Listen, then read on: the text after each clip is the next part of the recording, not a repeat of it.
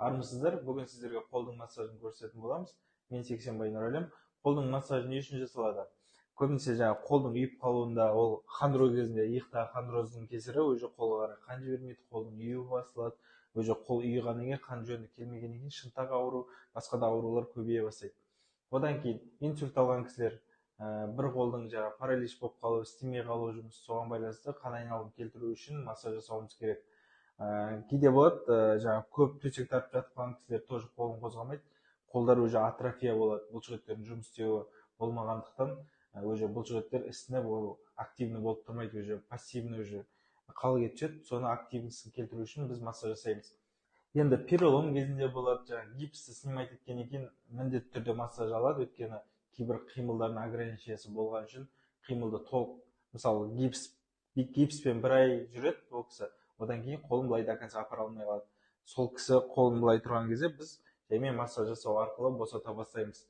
Оған фарапен және физиотерапияларды дополнительно қосылады. Енді қазір біз үй жағдайында қалай өзіңіз жасайсыз, бірінші массаждың техникаларын көрсек, қолда бірнеше бұлшықеттер бар, оны көрсете кетейік.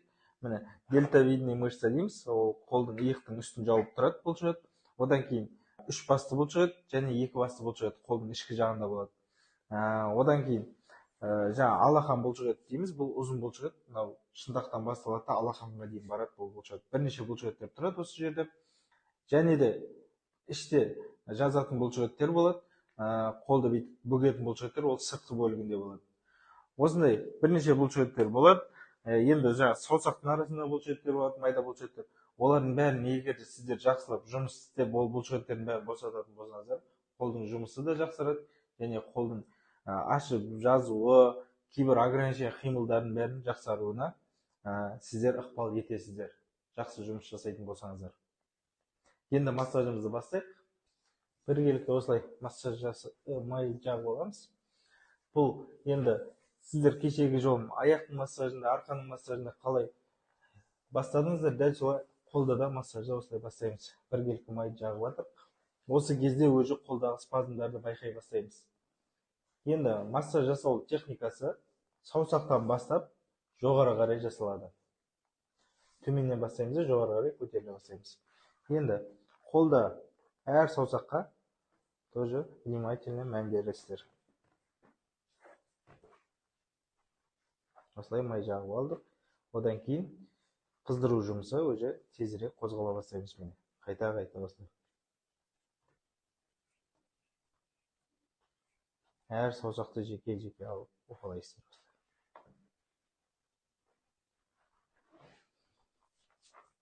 Осылай қыздырсаңыздар болады алақанда. Одан кейін білекті.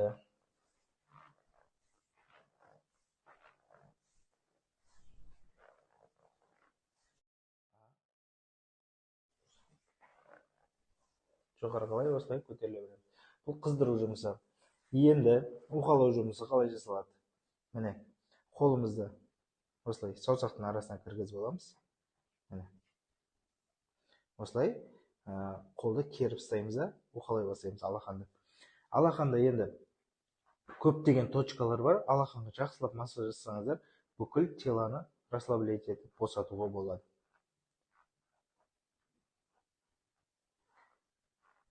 Жақсылап уқалайсыздар. Мысалы, мына точкалар өкпеге, жүрекке әсер етеді, осы область. Және бас ауруға әсер етеді. Бас бармақ бұл басқа жауап береді. Міне бастың точкасы осы жерде бар, міне мына жерде бар. Сіздерге қалай көрінеді? Міне осы жерде бар. Осыны жақсылап уқаласақ, бас ауруға да көмектесе аламыз. Жеке-жеке бұлшықеттердің линиясымен қуалап осылай уқалайсыздар, саусақтың басына дейін. Өйткені қолда майда капиллярлар болғандықтан саусақтың басына дейін қан келмей қалады. Сол себепті жақсылап саусақтың бастарын бәрін уқалап шығасыздар.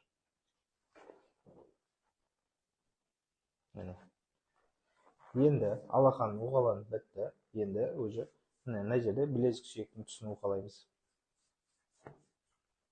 Сосын жоғары көтеріле бастаймыз. Міне бұлшықеттің линиясы. Арада сүйек бар. Міне бұлшықеттің линиясымен осылай бірнеше линия сызып өтеміз. Одан кейін міне мынау лимфодренажный дейді. Осылай қолымызбен осылай сығу арқылы міне жоғары қарай қанды апарамыз. Алғашқы техникалардың массажын осы кіреді. Қыздырудан кейін уқалаудың алдында осы техниканы пайдалансаңыздар болады. Қанды жоғары қарай апарамыз, қайтадан қан жаңа қандары келе бастайды. Осылай. Енді одан кейін уқалай берсек болады. Осылай уқаласақ болады.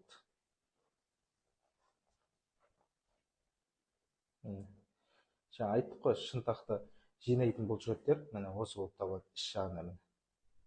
Және мынау алақан бұлшықеті, ұзын алақан бұлшық. Осы екі бұлшықеттерді жақсылап босатсаңыздар, қолдың уже демалып қан бара бастайды. Қолым үйіп қалды, қолым ісініп тұр, отек болып тұр деген нәрселер болмайды осындай массаждан кейін. Қолдың ісінуде қандардың бәрі төмен қарай түсіп, көтерілмей қалғанның кесірінен де қол ісінеді. Қан айналымы дұрыс болмаса да қолдар ісініп кетеді. Одан кейінгі линиядан кейін уже техника, екінші уқалау техникасы уже бір қолмен уқаласаңыздар да болады, екі қолмен уқаласаңыздар да болады. Сіздерге қалай ыңғайлы. Одан кейін қайшылау техникасы.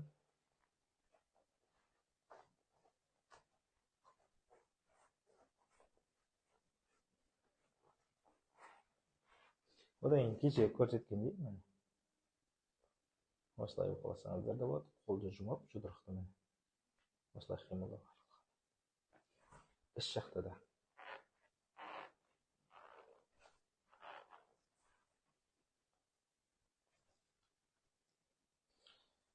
Енді міне мына жерде шынтақтың қатты үстін баспаймыз. Осылай жай сипалап өтіп кетесіздер. Қатты басуға болмайды. Желательно тимей қойсаңыздар да болады. Енді массаждың техникасында денеден қол ажырамау керек дейміз ғой. Сол себепті қолыңызды былай көтеріп, былай секірмей өтші бір қалыпта. Мына жерге келген кезде жай басамызды, қолымызды былай өтіп кетеміз. Енді бұл жерде қолтық асты лимфалар бар. Сол себепті қолтық астына қарай қатты жақындамаймыз. Міне бір алақан деп айтылады. Міне бір алақандай жақындамаймыз. Массаж осы жерге жасалады. Және ішкі бөлігіне қатты жасаудың керегі жоқ. Сыртқы бөлігіне жасаймыз. Енді сыртқы бөлігіне қолдың қатты мән береміз. Жаңа үш басты бұлшықет деп жатырмыз ғой. Соларды жақсылап уқалауға мән береміз. Міне осылай уқаласаңыздар болады.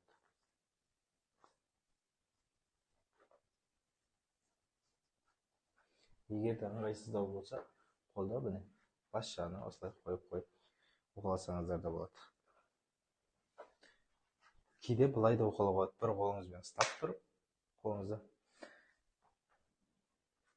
осылай ұстап тұрамыз да, екінші қарай қолымыз.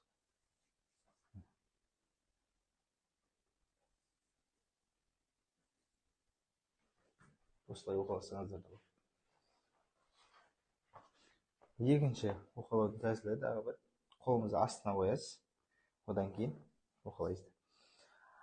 Егер қолыңызды астына қоймасаңыздар, ол уқалаған кезде міне иыққа қатты нагрузка түсіп кетеді да, пациентке ыңғайсыздау болады.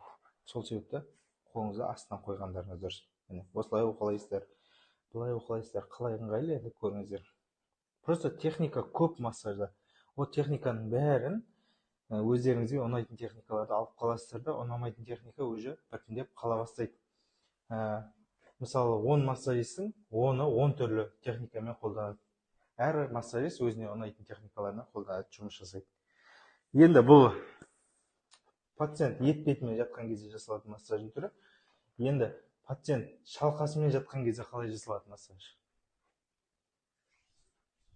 Жақсылап май жағып аламыз.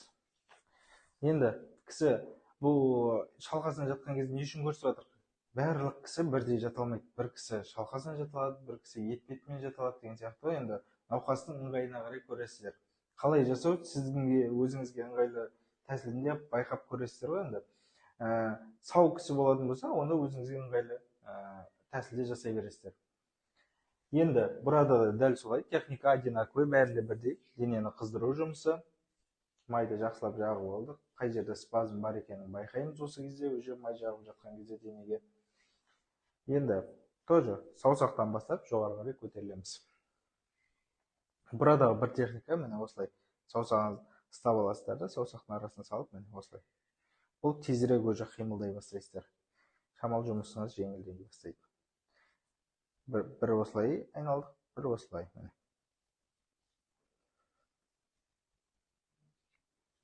Одан кейін тоже жаңа бас бармақ басқа жауап береді, жақсылап уқалайсыздар.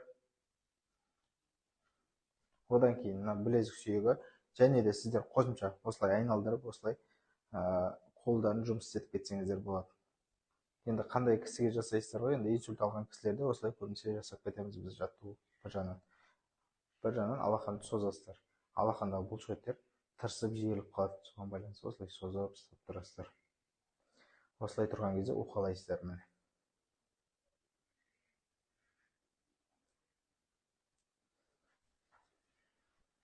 Енді қолдың уже білегіне қарай кете бастаймыз, жоғары жаққа көтеріліп. Бұл кезде де техника ауыспайды, жоғары қарай көтерілеміз. Осылай уқалау жұмыстары жүре бастайды. Бір қолмен уқаласаңыздар да болады міне. Ішкі беті және сыртқы беті қолдың. Одан кейін тоже жаңа лимфатический зонаны байқайсыздар. Сыртқы бөлігіне қаттырақ жұмыс жасаймыз. Массаж міне осылай жасалады.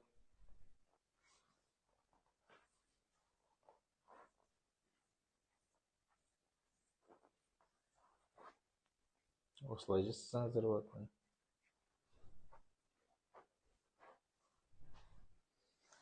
Әр бұлшықтың линиясы бойынша қолап осылай жасайсыздар. Енді сіздер анатомияны ашып, бүкіл бұлшықеттерді көріп алыңыздар, қай бұлшықет қалай жатады, линиясын көріп алсаңыздар, сол бойынша жасасаңыздар, негізі жақсы болады. Қолды осылай қойып та жасауға болады. Қолды осылай қойып аласыздар, жақсылап тіреп, аяғыңызбен тіреп алсаңыздар да болады. Міне, осылай. Бірақ қатты баспаңыздар, уже лимфатический зона менен ішкі беті. Сыртқы бетін уқалай беріңіздер. Қаншалықты баса аласыздар, уқалай беріңіздер. Шамаңыз келгенше уқаласаңыз да болады. Сыртқы беті крепкий болады біздің. Чем ішкі бет. Өйткені ішкі жақта лимфалар, тамырлар орналасқан, сол үшін жеңіл уқалайсыздар. Бұл жақты бүйтіп саусақпен баспай-ақ қойыңыздар. Алақанмен уқалап өтсеңіздер де болады. Саусақпен басқан уже ол ауырсынады. Наоборот, тамырларға тиіп кетесіз, нервтарға тиіп кетесіз, және лимфатический узылдарға тиіп кетесіздер. Осылай жасай бересіздер.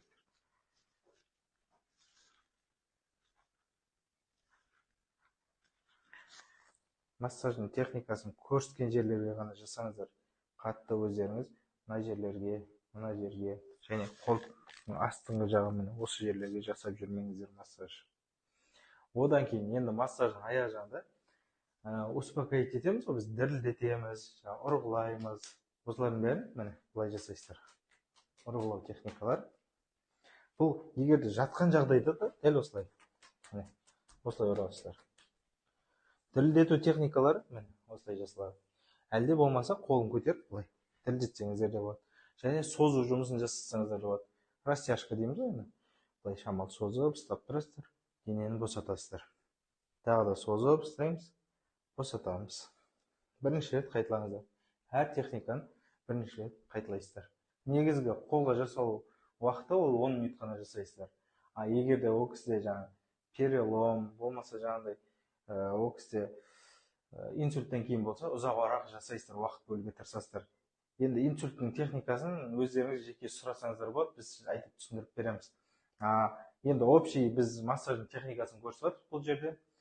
Переломда да сұраңыздар, ол кезде қалай жасайды, біз жауап беретін боламыз міндетті түрде. Инсульттерде жаңа переломдарда шамалы басқаша ұзақтау жасалады, өйткені 20-30 минутта жасалады бір қолға. Просто бізден звондап жаңа сұраңыздар деп жатқан себебіміз, инсультта егерде общий массаждың барлығын ұзақ жасайтын болсаңыз, ол кісінің давлениесін көтересіздер. Сол себепті пазоны, мысалы, қолға ғана жарты сағат жасадыңыз, кешке қарай аяққа жасаңыз деген сияқты. Сондай ережелер көп ол жақта. Сол үшін точносын уточнить ету үшін бізден звондап сұрап алыңыздар. Бұл общий массаждың техникасы қолға арналған. Осыны жасай берсеңіздер де болады. Массаж осылай жасалып болғаннан кейін пациенттен сұрайсыздар. Екі қолды ашып жұмыңыз. Өйстіп салыстырмалы түрде ашып жұмғаннан кейін қайсы қолыңыз жақсы, қайсы қолыңыз тезірек жұмыс істейді, қандай результат көріп тұрсыз деген сияқты сұрақтар қоясыз. Міне, мына қолдың ашып жұмылуы тезірек қозғала бастайды және жеңіл қозғалады. Өздеріңіз үй жағдайында жасап көріңіздер, сосын сұраңыздар. Өздеріңіз айтпаңыздар бойынша.